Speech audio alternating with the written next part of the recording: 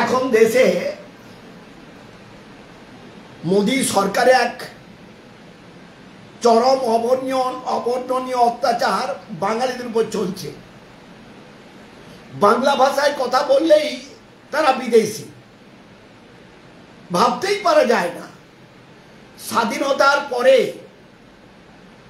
এদেশে যত সরকার এবং যত প্রধানমন্ত্রী এবং যত সরকার এসেছে, এই ধরনের জিকির কোনো সময় ওঠেনি।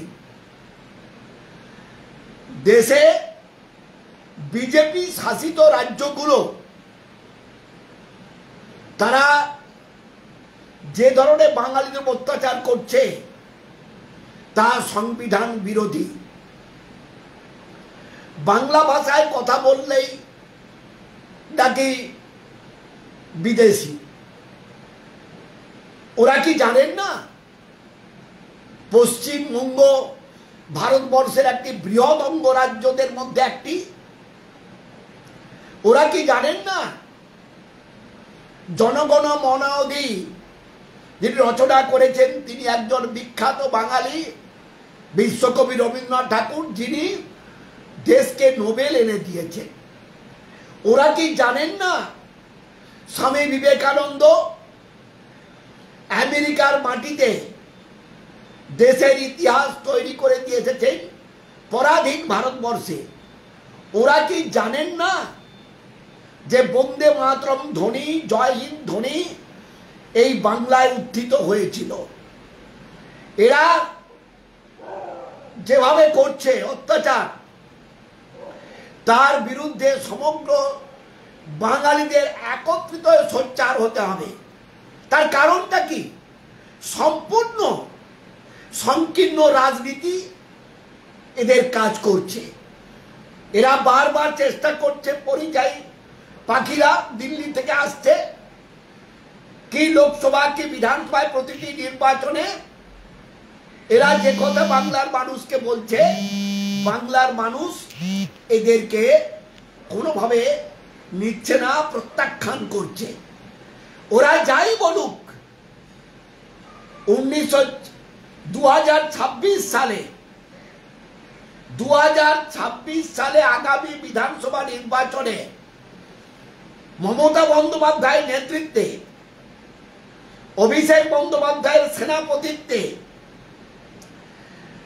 বিগত 2021 সালে বিধানসভা নির্বাচনে আমরা যে ফল করেছিলাম তার থেকে অনেক বেশি ফল আমরা করব। এই বিজেপি তার বিরোধী আসনটাও রক্ষা করবার মতো ওদের ক্ষমতা থাকবে না। ওরা জানে না বাঙালিরা দেশকে স্বাধীনতার প্রথম সূত্র দিয়েছে। সেই জন্যই আমাদের হুঁশিয়ারি, বাঙালিদের হুঁশিয়ারি, এই অমিত শাহ, নরেন্দ্র মোদী সরকারকে, বিজেপিকে আমরা একটা কথা বলছি যে যদি ওদের জেলেই ভরতে হয়, ডিটেনশন ক্যাম্পে রাখতে হয়, সমস্ত বাঙালিদের তোমরা রাখো।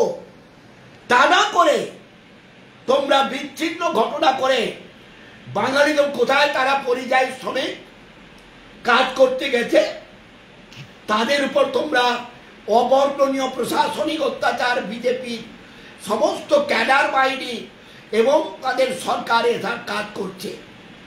আমাদের এ রাজ্যে, দেশের বিভিন্ন রাজ্যের শ্রমিক আছে, ব্যবসায়ী আছেন, সব কিছুই আছেন।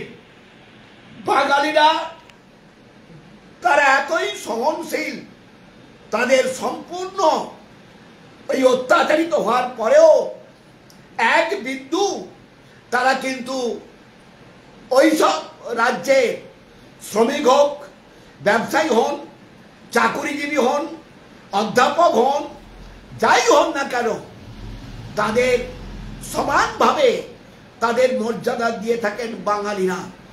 এটার জন্যই বলতে চাই, এই সব না করে পারলে সমগ্র পশ্চিমবঙ্গে বাঙালিকে আপনারা ডিটেনশন ক্যাম্পে রাখুন, আপনাদের জ্বালা পূর্ণ হবে। কিন্তু যতই আপনারা করুন, মোদিজি, শাহজি, যতই আপনারা করুন, আপনারা জানবেন পশ্চিমবঙ্গে মমতা বন্দ্যোপাধ্যায় নেতৃত্বে আবারও বিপুল সংখ্যাধিক্যে চতুর্থবারের জন্য 2026 আগামী দিনে এই সরকারই আসবে। আপনারা পরিযায়ী পাখিরা আবার হাত গুটিয়ে দিল্লিতে চলে যাবেন।